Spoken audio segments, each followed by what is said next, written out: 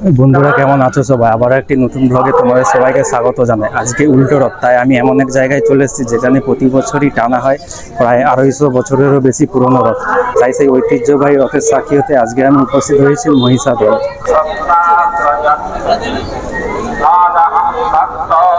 তো এখন যাচ্ছি জগন্নাথ দেবের মাসির বাড়ি কৈলাসনাথ মন্দিরে।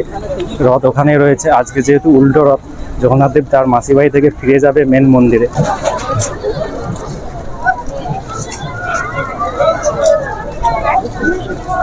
তো ঘড়ি কাটার সময় বিকেল 4টা, রথ অলরেডি কিন্তু টানা শুরু হয়ে গিয়েছে। আমার ঠিক সামনে রয়েছে সেই ঐতিহ্যবাহী রথ।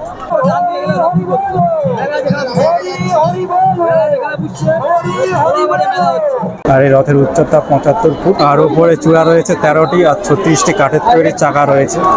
আর ভিড় দেখতেই পাচ্ছ, প্রচুর পরিমাণে ভিড় রয়েছে।